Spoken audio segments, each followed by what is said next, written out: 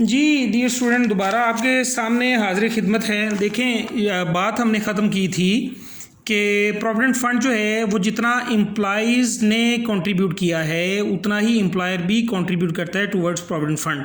आपको पता होना चाहिए कि प्रोविडेंट फ़ंड जो है वो एक ऐसा अकाउंट होता है, अगर ये एम्प्लॉय ने 10,000 जो है वो पे किया है तो एम्प्लॉयर भी 10,000 जो है वो प्रोविडेंट फ़ंड के अकाउंट में डाल देगा। तो इस तरह जो है वो टोटल 20,000 हो गया। फिर उसके बाद जो है वो इस पर इंटरेस्ट चार्ज होगा और सारी की सारी अमाउंट जो है at the time of retirement जो है वो एम्प्लॉय को वापस कर दी जाएगी। अब एम्प्लॉइज़ की सैलरीज में से आपने ये 10,000 जो है वो डिडक्ट किया है, तो इतनी ही अमाउंट जो है वो एम्प्लॉयर भी कंट्रीब्यूट करेगा टूवर्ड्स प्रोविडेंट फंड। तो अब हम बात करते हैं नंबर 3 पर। अभी पेरोल एंट्रीज हमारी जारी हैं। नंबर 3 इसमें हम इसको कहेंगे, आप यू में से कि दिस इज़ कंट्रीब्यूटिंग एंट्री या एंट्रीज़, ये कंट्रीब्यूटिंग एंट्रीज़ हैं। यानी आपने प्रोविडेंट फंड जो है वो एक दफ़ा फिर क्रेडिट करना है। प्रोविडेंट फंड पेएबल ये आपने क्रेडिट किया कितने से? 10,000 से, क्योंकि आपने अपने एम्प्लॉइज़ का 10,000 डिडक्ट किया है। इसी तरह जो है वो आप being employer provident fund payable में 10,000 जो है वो डाल देंगे, लायबिलिटी आपकी। अब ये जो 10,000 का खर्चा है किसको चार्ज करेंगे? अच्छा, जहाँ तक अगर ये इसकी बाइफिकेशन मैंने आपको बताई थी, ये फैक्ट्री से रिलेटेड खर्चा है, ठीक है, तो ये 1.5 लाख का बनता है। इसी तरह जो है वो मार्केटिंग का खर्चा जो है वो 30,000 का है, एडमिन का खर्चा 20,000 का है। और आप ये देख सकते हैं कि प्रोविडेंट फंड पेएबल की परसेंटेज 5% है। तो इस 150,000 का 5% निकालें, तो 150,000 का अगर आप 5% निकालते हैं तो वो 7,500 बनता है। तो जो फैक्ट्री का खर्चा है वो फैक्ट्री ओवरहेड कंट्रोल अकाउंट को चार्ज कर दें, वेदर ये डायरेक्ट एम्प्लॉयज़ हैं या इनडायरेक्ट एम्प्लॉयज़ हैं। आप जो है वो 7,500 जो है वो चार्ज कर दें। ये 7,500 किस तरह मैंने निकाला? ये जो आपके हमारे पास 1,50,000 जो है वो टोटल सैलरीज हैं फैक्ट्री की, डायरेक्ट एम्प्लॉयज़ की और इनडायरेक्ट एम्प्लॉयज़ की। इसका 5% मैंने निकाल लिया, वो फैक्ट्री ओवरहेड को मैंने चार्ज कर दिया। अच्छा, अब जो है वो एडमिन जो मार्केटिंग की सैलरीज हैं, मार्केटिंग की जो कंट्रीब्यूशन है वो मार्केटिंग ओवरहेड को चार्ज कर दें, ठीक है।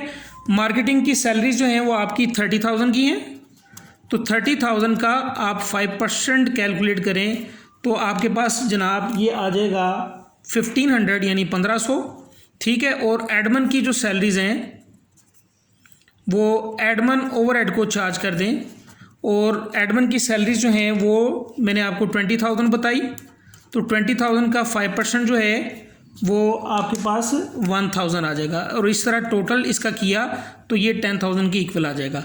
अच्छा, अब आप ये देखें ज़रा कि बेसिकली ग्रॉस वेजेस जो हैं वो 2 लाख की हैं, और 10,000 in addition to these gross wages 10,000 employer ने प्रोविडेंट फंड में भी डाला। तो इसका मतलब ये है कि आप बीइंग एम्प्लॉयर, आपको आपके ये जो एम्प्लॉयज़ हैं वो 2 लाख के नहीं पड़े, बल्कि वो 2 लाख प्लस ये 10,000, 2,10,000 के पड़ गए हैं, ठीक है। यानी आपका जो खर्चा है वो 2,10,000 का है। 2 लाख जो है वो आप उसको ऑलरेडी डिस्ट्रीब्यूट कर चुके हैं, ठीक है। और बाकी जो 10,000 एक्स्ट्रा है जो आपने प्रोविडेंट फंड में डाला वो आपका उसको खर्चे को आपने रिकॉर्ड कर लिया इफेक्टिव रेट में, मार्केटिंग ओवरहेड्स में और एडमिन ओवरहेड्स में। सो ये बेसिकली एंट्रीज थी रिलेटिंग टू पेरोल।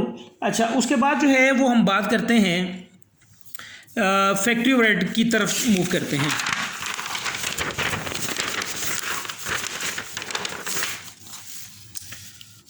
तो जनाब अब हम बात करेंगे recording of actual factory overhead.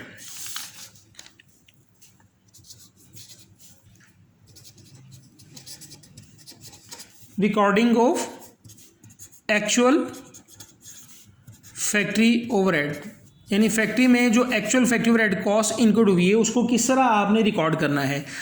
Number A था मटेरियल, नंबर बी था पेरोल, नंबर सी है फैक्ट्री ओवरहेड। देखें, आपका जितना भी खर्चा है वो आप फैक्ट्री ओवरहेड कंट्रोल अकाउंट को डेबिट कर दें, सिंपल, ठीक है। आपका खर्चा है, खर्चा बढ़ गया, एक्सपेंस बढ़ गया, factory overhead control account debit हो जाएगा। अच्छा, क्रेडिट किसको करना है? फ़र्ज़ करें कि आपके पास जो है आपने जो एक्चुअल फैक्ट्री ओवरहेड पे करने हैं वो इलेक्ट्रिसिटी के बिल हैं या इवन फैक्ट्री रेंट है, उसको मिला के तकरीबन 10,000 आपने पे करना है, तो आप एंट्री पास कर सकते हैं कि जनाब अकाउंट पेएबल जो आपने पेमेंट करनी है वो क्रेडिट हो जाएगा 10,000 के साथ, और एक्चुअल फैक्ट्री ओवरहेड जो है वो यहाँ पर डेबिट हो जाएगा। एक एंट्री इसकी ये बन गई, इसको मैं फर्स्ट एंट्री का नाम देता हूँ इसका। अच्छा, इसके अलावा फैक्ट्री में ये तो वो खर्चा था जो कैश एक्सपेंस था, ठीक है, ये हमारा कैश एक्सपेंस था जो आपने पे करना है। ऑब्वियसली जब आप पे कर देंगे तो अकाउंट पेएबल डेबिट, कैश या बैंक क्रेडिट हो जाएगा। तो ये चूंकि कैश एक्सपेंस था हमने इसको रिकॉर्ड कर लिया। अब कुछ ऐसे खर्चे भी होते हैं जो नॉन कैश एक्सपेंस होते हैं। मिसाल के तौर पर आपका फैक्ट्री की डेप्रिसिएशन का खर्चा है, ठीक है, चूँकि फैक्ट्री की मशीनरी की डेप्रिसिएशन लगा लें, फैक्ट्री बिल्डिंग की डेप्रिसिएशन लगा लें, जो भी आप लगाना चाहें। फ़र्ज़ करें कि जो डेप्रिसिएशन का खर्चा है वो 5,000 का है, तो नंबर 2 पर मैं इसको फिर दोबारा डेबिट करूंगा, factory overhead control account debit 5,000, ठीक है, फैक्ट्री का खर्चा है, फैक्ट्री की मशीनरी की डेप्रिसिएशन है, फैक्ट्री ओवरहेड कंट्रोल अकाउंट को चार्ज हो जाएगी। इनडायरेक्ट एक्सपेंस है ना, देखें, इनडायरेक्ट मटेरियल हो, इनडायरेक्ट लेबर हो, इनडायरेक्ट एक्सपेंसेस हो, वो सारे के सारे फैक्ट्री ओवरहेड कंट्रोल अकाउंट को चार्ज किए जाएंगे। अच्छा, अब उसके बाद जो है वो अब हम क्रेडिट किसको करेंगे? क्रेडिट जो है देखें, एक्यूमुलेटेड डेप्रिसिएशन या प्रोविजन फॉर डेप्रिसिएशन या अलाउंस फॉर डेप्रिसिएशन को क्रेडिट कर दें। तो यहाँ मैं एक्यूमुलेटेड डेप्रिसिएशन इस्तेमाल करता हूँ क्योंकि ज़्यादातर कास्ट अकाउंटिंग में एक्यूमुलेटेड डेप्रिसिएशन अकाउंट ही इस्तेमाल किया जाता है। एक्यूमुलेटेड डेप्रिसिएशन क्रेडिट 5,000 के साथ। यूजुअली आप एंट्री पास करते हैं डेप्रिसिएशन डेबिट और एक्यूमुलेटेड डेप्रिसिएशन अकाउंट क्रेडिट, लेकिन यहाँ हमने डेप्रिसिएशन डेबिट नहीं करना क्योंकि ये डेप्रिसिएशन रिलेट कर दी है फैक्ट्री से, फैक्ट्री की मशीनरी से, तो ये इनडायरेक्ट एक्सपेंस है, इसलिए फैक्ट्री ओवरहेड जो है वो कंट्रोल अकाउंट को हम डेबिट करेंगे। कॉस्ट क्लासिफिकेशन नहायत ज़रूरी है, तो इसलिए सबसे पहले आपको कॉस्ट क्लासिफिकेशन का टॉपिक जो है वो कवर करवाया गया। अच्छा, उसके बाद एक और भी खर्चा हो सकता है। मिसाल के तौर पर नंबर 3, आपने इंश्योरेंस जो है वो एडवांस में पे की हुई है और वो एक्सपायर हो गई, ठीक है, खर्चा रिकॉर्ड करना है, फैक्ट्री की इंश्योरेंस है, तो फैक्ट्री ओवरहेड कंट्रोल अकाउंट को जो है वो आप डेबिट करेंगे।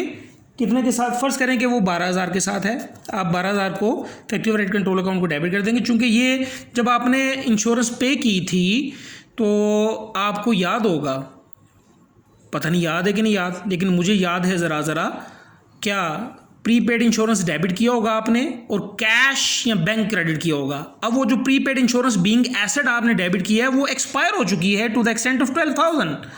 आपने फैक्ट्री ओवरहेड कंट्रोल अकाउंट को डेबिट कर दिया और जो आपकी प्रीपेड इंश्योरेंस आपका एसेट था वो एक्सपायर हो गया, यानी एसेट कम हो गया, तो प्रीपेड इंश्योरेंस को आप कर दें क्रेडिट, प्रीपेड इंश्योरेंस क्रेडिट 12,000 के साथ। अच्छा, अब ये मैंने आपको अलग-अलग एंट्रीज पास करके बताई हैं।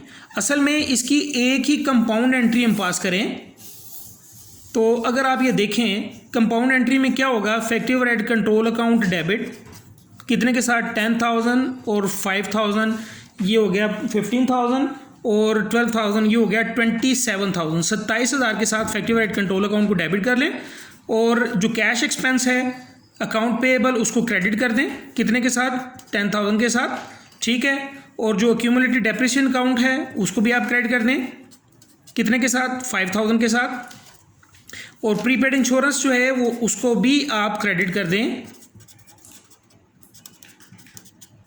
12,000 के साथ।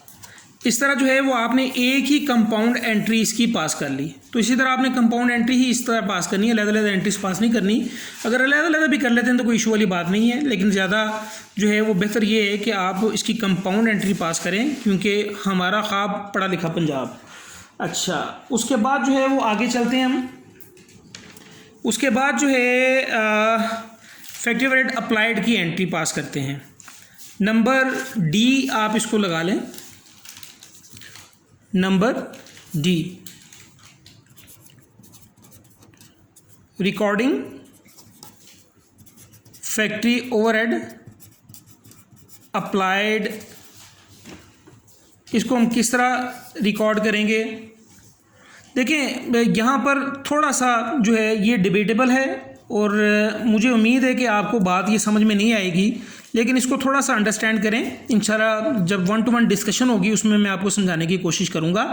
देखें फ़र्ज़ करें कि आपने फैक्ट्री ओवरहेड अप्लाई किया है, लेबर कॉस्ट है आपकी, डायरेक्ट लेबर कॉस्ट है 1 लाख, तो 75% आपने अप्लाई किया, ठीक है। यानी फैक्ट्री ओवरहेड अप्लाइड का रेट क्या है? रेट पहले मैं यहाँ पर लिखता हूँ, factory overhead applied at the rate of 75% of direct labour cost. और हमें पता है कि डायरेक्ट लेबर कॉस्ट जो है वो 1 लाख है, 1 लाख का 75% जो है वो आपके पास जो है वो 75,000 आ जाएगा, ठीक है। इट मीन्स कि आपने 75,000 जो है फैक्ट्री ओवरहेड अप्लाई करना है। तो अब आप एंट्री क्या पास करेंगे? वर्क इन प्रोसेस को डेबिट कर देंगे, कितने के साथ? 75,000 के साथ, और फैक्ट्री ओवरहेड अप्लाइड को क्रेडिट कर देंगे, कितने के साथ? 75,000 के साथ। उम्मीद है कि आपको ये बात समझ में नहीं आई होगी, कोई मसले वाली बात नहीं है। अच्छा देखें, अब ये एक तो इसकी ये एक एंट्री हो जाएगी। दूसरी एंट्री इसकी ये होगी कि आपने फैक्ट्री ओवरहेड अप्लाइड को फैक्ट्री ओवरहेड कंट्रोल में क्लोज कर देना है। यानी ये जो फैक्ट्री ओवरहेड अप्लाइड आपने क्रेडिट किया हुआ है इसको क्लोज करें। क्लोज करने के लिए फैक्ट्री ओवरहेड अप्लाइड को डेबिट करेंगे, कितने के साथ? 75,000 के साथ। और क्रेडिट किसको कर देंगे? फैक्ट्री ओवरहेड कंट्रोल अकाउंट को 75,000 के साथ आप क्रेडिट कर देंगे। तो इस तरह ये दो आपने एंट्रीज पास कर दी। इसको कंपाउंड शक्ल में किस तरह पास करेंगे? कंपाउंड शक्ल में आप इस तरह पास करेंगे। देखें, अगर ये आप देखें factory overhead applied credit, factory overhead applied debit, ये ख़त्म हो गया। बाकी क्या रह गया आपके पास? आपके पास बाकी रह गया वर्क इन प्रोसेस डेबिट 75,000 और factory overhead control account credit 75,000। यानी आपने ये फैक्ट्री ओवरहेड अप्लाइड की ये अगर एंट्री पास करते हैं तब भी ठीक है, ये 2 अलग डबल एंट्रीज पास करते हैं तब भी ठीक है, कोई मसले वाली बात नहीं है। अच्छा, अब यहाँ पर थोड़ा सा एक इशू ये है कि आपको बात समझ में नहीं आई होगी कि ये आपने ये एंट्रीज क्यों पास की। देखें, as far as the cost is concerned, factory overhead applied जो है वो आपने वर्क इन प्रोसेस को चार्ज कर दिया। जिस तरह आपने मटेरियल की कॉस्ट वर्क इन प्रोसेस को चार्ज कर दी थी, जिस तरह आपने जो है वो डायरेक्ट लेबर की कॉस्ट वर्क इन प्रोसेस को चार्ज कर दी थी, इसी तरह आपने फैक्ट्री ओवरहेड कॉस्ट जो है वो जो अप्लाई किया है वो आपने वर्क इन प्रोसेस को चार्ज कर दिया, ठीक है। और जहाँ तक अप्लाइड को क्रेडिट और अप्लाइड को डेबिट करने का सवाल पैदा होता है तो वो थोड़ा सा आप सब्र करें। इंशाल्लाह जब हम इसके टी अकाउंट बनाएंगे तो उसमें आपको डिटेल से बता दूंगा। मैं यहाँ भी बता सकता हूँ लेकिन आप मज़ीद कन्फ्यूज़ हो जाएंगे। सर दस फ़िलहाल फॉर द टाइम बिंग आप ये ज़हन में रखें कि when ever the entry of factory overhead applied is recorded, आप जो है वो यहाँ ये 2 डबल एंट्रीज पास कर लें, ठीक है, और यहाँ ये एक सिंगल एंट्री पास कर लें। 2 डबल एंट्रीज पास करेंगे, work in process debit, factory overhead applied credit, फिर factory overhead applied debit, factory overhead control account credit, ये या वर्क इन प्रोसेस डेबिट और factory overhead control account credit. इसका पीछे इस बैकग्राउंड क्या है, ये हम क्यों करते हैं, ये टी अकाउंट बनाएंगे इंशाल्लाह। आपको उम्मीद है कि नेक्स्ट लेक्चर में ये एंट्रीज भी समझ में आ जाएंगी। अच्छा, उसके बाद जो है वो आपको अब आपने क्या किया, आपने सारी की सारी जो है वो कॉस्ट मटेरियल की, लेबर की और फैक्ट्री ओवरहेड की जो है वो वर्क इन प्रोसेस में चार्ज कर दी, ठीक है। जैसे कि आपको कॉस्ट फ्लो में मैंने बताया था, ये देखें कि मटेरियल जो है वो वर्क इन प्रोसेस में चला गया, लेबर जो है direct labour work in process में चलेगी, फैक्ट्री ओवरहेड अप्लाइड जो है वो वर्क इन प्रोसेस में चला गया। अब ये सारी की सारी कॉस्ट जो है वो वर्क इन प्रोसेस में इकट्ठी होगी। अब यहाँ से कुछ चीज़ें बन गई, वो चीज़ें बनी वो क्या? Cost of goods manufactured. तो work in process credit, finish goods debit, ठीक है। अब आगे चलते हैं, ई की तरफ मूव करते हैं। When goods are manufactured, goods manufactured होगी, कॉस्ट इकट्ठी हुई, वर्क इन प्रोसेस को डेबिट होगी। अब चीज़ें बन गई हैं, फाइनल फिनिश गुड्स बन गई हैं, आपका एसेट एक बढ़ जाएगा और उस एसेट का नाम क्या होगा, उस एसेट का नाम होगा finish goods account. Finish goods को डेबिट कर देंगे। और ये फिनिश गुड्स बनी किस तरह है, फिनिश गुड्स जो है वो वर्क इन प्रोसेस अकाउंट के ज़रिए बनी है। अब वर्क इन प्रोसेस अकाउंट जो है वो क्रेडिट हो जाएगा, work in process account credit हो गया, यानी जो चीज़ें बन गई वो फिनिश गुड्स में ट्रांसफ़र होगी और work in process account credit हो गया। ठीक है, फिलहाल इन एंट्रीज को समझें। ये आपका एसेट है, बढ़ गया, डेबिट हो गया, और सारी की सारी कॉस्ट जो है वो वर्क इन प्रोसेस में इकट्ठी हुई थी और वो वर्क इन प्रोसेस वाला एसेट कम हो गया, वो क्रेडिट हो गया।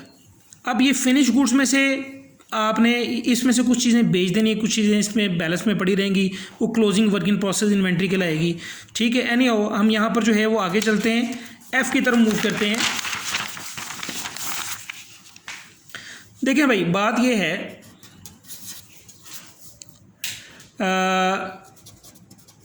when goods are sold out, जब आप चीज़ें बेच देंगे तो ऑब्वियसली उसकी जो फिनिश गुड्स इन्वेंट्री है वो एसेट आपका कम हो जाएगा, तो फिनिश गुड्स को आप क्रेडिट कर दें।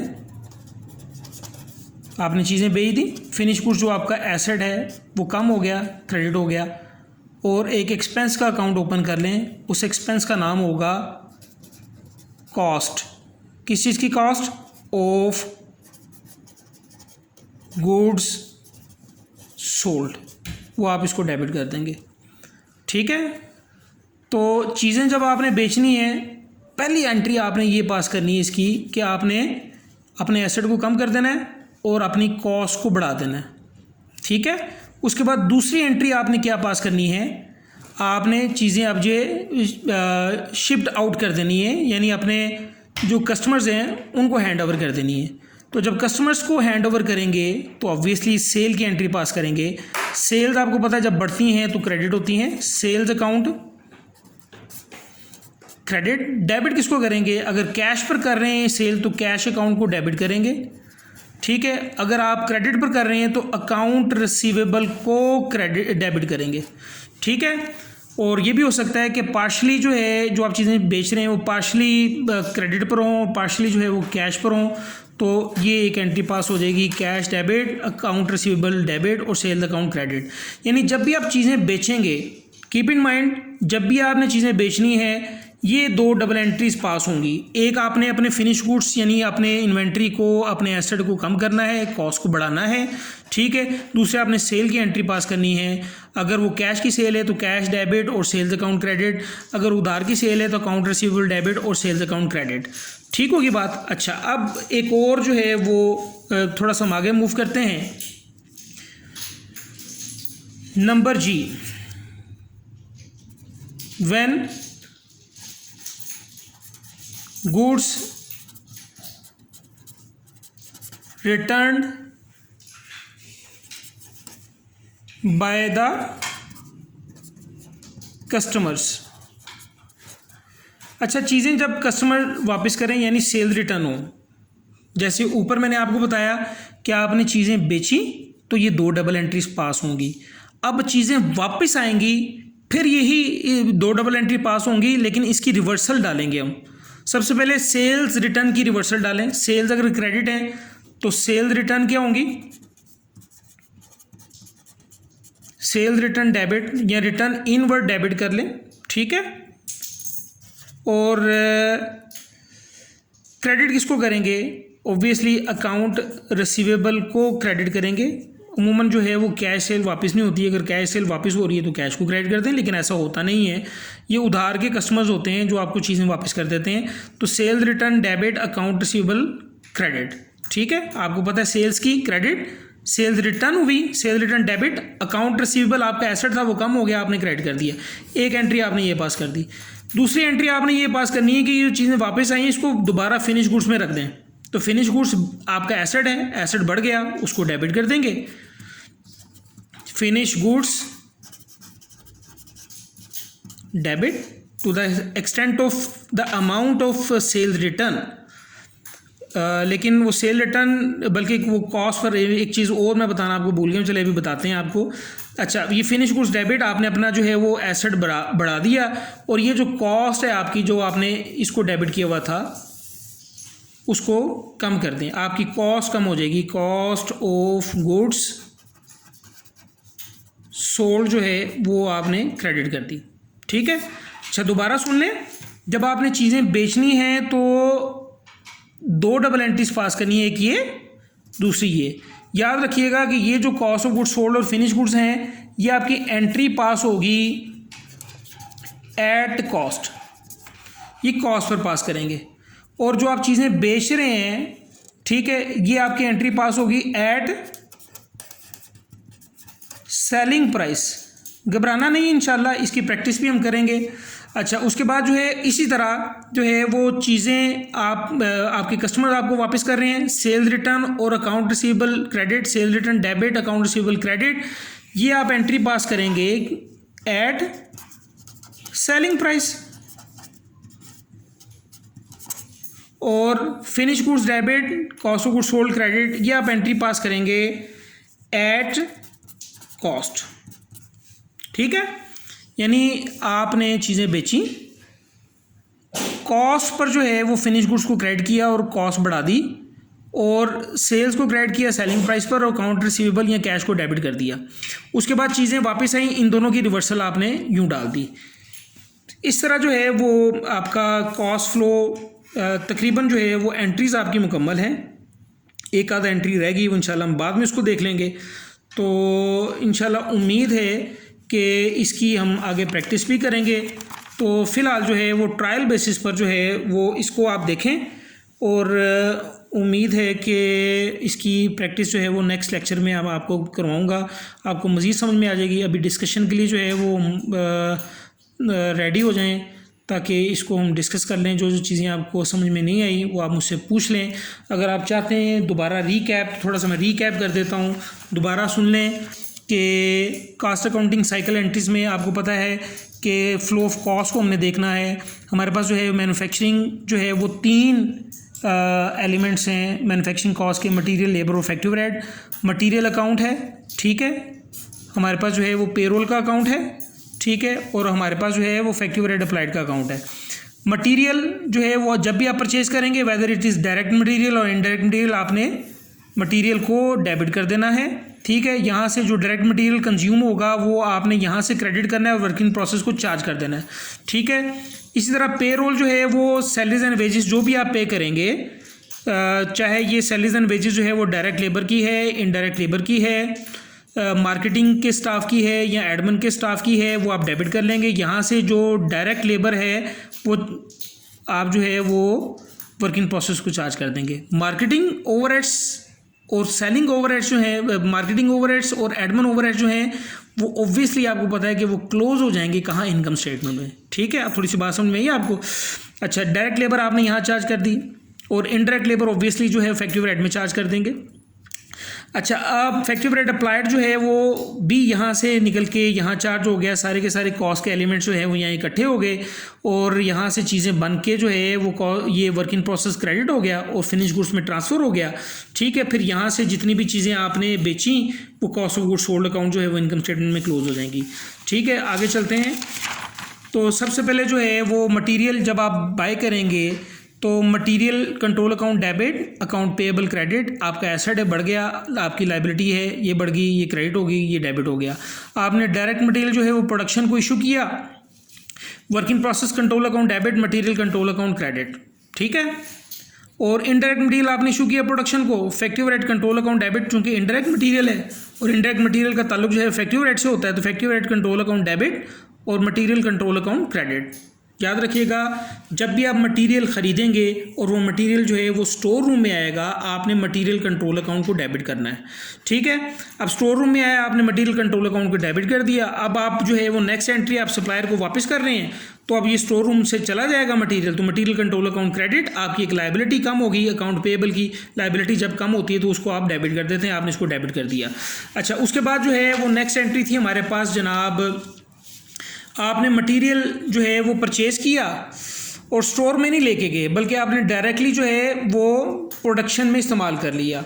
आपने ये जो मटेरियल बाय किया है इसकी पेमेंट करनी है, आपकी लायबिलिटी है, लायबिलिटी अकाउंट पेएबल की शक्ल में क्रेडिट हो जाएगी। और ये जो आपने मटेरियल यूज़ किया है, अगर तो वो डायरेक्ट मटेरियल के तौर पर यूज़ किया है तो वो वर्क इन प्रोसेस को चार्ज हो जाएगा, अगर वो इनडायरेक्ट मटेरियल है तो वो फैक्ट्री ओवरहेड कंट्रोल अकाउंट को चार्ज हो जाएगा। अच्छा, उसके बाद जो है वो अनयूज मटेरियल स्टोर वाले प्रोडक्शन हॉल वाले अनयूज मटेरियल अपने पास नहीं रखेंगे, बल्कि वो अनयूज मटेरियल जो है वो स्टोर में वापस भिजवा देंगे। तो स्टोर में जैसे ही मटेरियल आएगा, मटेरियल कंट्रोल अकाउंट डेबिट, और अगर वो डायरेक्ट मटेरियल वापस किया है तो वो वर्क इन प्रोसेस क्रेडिट हो जाएगा, अगर इनडायरेक्ट मटेरियल वापस किया है तो factory overhead control account credit हो जाएगा। क्योंकि जब आपने इशू किया था डायरेक्ट मटेरियल तो आपने वर्क इन प्रोसेस को डेबिट किया था, अब वापस आ रहा है तो वर्क इन प्रोसेस को क्रेडिट कर दें। जब आपने इनडायरेक्ट मटेरियल प्रोडक्शन को इशू किया था, आपने फैक्ट्री ओवरहेड कंट्रोल अकाउंट को डेबिट किया था, अब चूंकि वापस आ रहा है फैक्ट्री ओवरहेड कंट्रोल अकाउंट को क्रेडिट कर दें। सो ये मटेरियल की एंट्री थी। पेरोल में आपको मैंने एक सिनेरियो प्रोवाइड किया कि direct labour 1 lakh, indirect labour 50,000, selling salary जो है वो 30,000, एडमिन सैलरी जो है वो 2 लाख, टोटल जो है वो हमारे पास जो है 20,000, टोटल हमारे पास 2 लाख है। ठीक है, इसमें से इनकम टैक्स की डिडक्शन मैंने कर दी, प्रोविडेंट फंड पेएबल की डिडक्शन कर दी, तो नेट अमाउंट जो पे करनी है वो 1,70,000 है। सबसे पहले रिकॉर्डिंग एंट्रीज हम पास करते हैं। रिकॉर्डिंग एंट्रीज में जो है वो जनाबे आली हम क्या करते हैं, पेरोल एक अकाउंट ओपन करेंगे, और ये पेरोल कंट्रोल अकाउंट जो है एक टेम्पररी अकाउंट होता है, उसको हमने अपनी कॉस्ट को यहाँ डेबिट कर दिया थोड़ी देर के लिए। क्यों? क्योंकि ये पेरोल कंट्रोल अकाउंट आपको ये नहीं बता रहा कि कॉस्ट की इस 2 लाख की क्लासिफिकेशन क्या है, इसमें से डायरेक्ट कितना है, इनडायरेक्ट लेबर कितनी है, मार्केटिंग के खर्चे कितने हैं, एडमिन के खर्चे कितने हैं। तो ये एक टेम्पररी अकाउंट है, payroll control account debit 2 lakh. Income tax payable चूंकि आपकी लायबिलिटी है, आपने क्रेडिट कर दिया। प्रोविडेंट फंड पेएबल आपकी लायबिलिटी, आपने क्रेडिट कर दिया। उसके बाद अक्रूड पेरोल जो है वो आपने पे करना है, उसको आपने क्रेडिट कर दिया। वेरी नेक्स्ट जो है वो आपने क्या किया, आपने ओहो कहाँ आ गए, कोई बात नहीं, चलें। उसके बाद आपने क्या किया, अक्रूड पेरोल जो है वो आपने पे कर दिया, accrued payroll debit, cash and bank credit. ठीक है, उसके बाद जो है वो डिस्ट्रीब्यूटिंग एंट्रीज में डायरेक्ट लेबर वर्किंग प्रोसेस को चार्ज कर दी, indirect labour factory overhead control account को चार्ज कर दिया, मार्केटिंग की सैलरी जो है वो मार्केटिंग ओवरहेड को चार्ज कर दी, एडमिन की एडमिनिस्ट्रेशन सैलरी जो है एडमिन ओवरहेड कंट्रोल अकाउंट को डेबिट कर दी, और पेरोल कंट्रोल अकाउंट क्रेडिट कर दिया। उसके बाद कंट्रीब्यूटिंग एंट्रीज जो हैं वो हमने डिस्कस की कि जितना एम्प्लॉई अपने सैलरी में से पे करता है प्रोविडेंट फंड के लिए, उतना ही एम्प्लॉयर भी कंट्रीब्यूट करेगा। तो चूंकि एम्प्लॉयर ने पे करना है, प्रोविडेंट फंड पेएबल अकाउंट को क्रेडिट कर दिया जाएगा। और चूंकि एम्प्लॉयर का ये खर्चा है, तो खर्चा जो है चूंकि 5% के हिसाब से है, तो हमने जो है फैक्ट्री का सारा खर्चा जो है 5% के हिसाब से जो है वो 55% के हिसाब से फैक्ट्री ओवरहेड कंट्रोल अकाउंट को चार्ज कर दिया। इसी तरह जो है वो मार्केटिंग की जो सैलरी थी वो 5% के हिसाब से मार्केटिंग को चार्ज कर दिया। एडमिन की जो सैलरी थी 20,000, वो 5% के हिसाब से हमने एडमिन को चार्ज कर दिया। अच्छा जी, आगे चलते हैं। उसके बाद जो है वो आपने एक्चुअल जो फैक्ट्री ओवरहेड की रिकॉर्डिंग करनी है, उसमें मैंने आपसे कहा था कि जो एक्चुअल फैक्ट्री ओवरहेड इनकट हो रहे हैं उसको डेबिट कर दें 27,000। इसमें कैश एक्सपेंस था 10,000, ठीक है, और डेप्रिसिएशन का एक्सपेंस था 5,000, और प्रीपेड इंश्योरेंस जो एक्सपायर हो गई थी, आपका एसेट कम हो गया, आपने इसको क्रेडिट कर दिया। ठीक है, और इस तरह 27,000 जो है वो आपने फैक्ट्री ओवरहेड कंट्रोल अकाउंट को चार्ज कर दिया। उसके बाद जो है वो आपने क्या किया, recording of factory overhead applied. Factory overhead applied जो है वो 75% of direct labour cost, 1 lakh का 75% आपने निकाला 75,000। वो आपने क्या करना है, या तो 2 डबल एंट्रीज पास कर लें, या एक जो है वो डबल एंट्री पास करें। वो क्या, वर्क इन प्रोसेस डेबिट और factory overhead control account credit 75,000 के साथ। चीज़ें बन गई, वर्क इन प्रोसेस जो है वो क्रेडिट हो गया, और ये चीज़ें ट्रांसफ़र होगी कहाँ, फिनिश गुड्स में। फिनिश गुड्स हमारा एसेट है, ये डेबिट हो गया। फिनिश गुड्स डेबिट, जब चीज़ें मैन्युफैक्चर्ड हो जाएंगी, फिनिश गुड्स डेबिट और वर्किंग प्रोसेस अकाउंट क्रेडिट हो जाएगा। अच्छा, उसके बाद जो है वो फाइनली जब चीज़ें आप सेल आउट करेंगे तो 2 डबल एंट्रीज पास करनी है आपने। एक double entry cost of goods sold को चार्ज करना है, और फिनिश गुड्स को क्रेडिट करना है एट कॉस्ट। और दूसरी डबल एंट्री क्या होगी कि आपने सेलिंग प्राइस के साथ जो है वो कैश या अकाउंट रिसीवेबल को डेबिट करना है, और सेल्स अकाउंट को क्रेडिट करना है। इसी तरह चीज़ें जब आपके कस्टमर वापस कर देंगे आपको, तो आपने इसी तरह 2 डबल एंट्रीज पास करनी है। एक cell return debit, account receivable credit at selling price, और और फिनिश गुड्स आपकी बढ़ गई, उसको डेबिट कर लें, और कॉस्ट ऑफ गुड्स सोल्ड जो है वो आपकी कम होगी, उसको क्रेडिट कर दें, ये एट कॉस्ट होगी। इंशाल्लाह मज़ीद डिस्कशन हम करेंगे, तो इसको ज़रा दिमाग में बिठा लें और जो चीज़ें आपको समझ में नहीं आई उसको नोट डाउन कर लें। अल्लाह हाफिज़, अस्सलाम वालेकुम।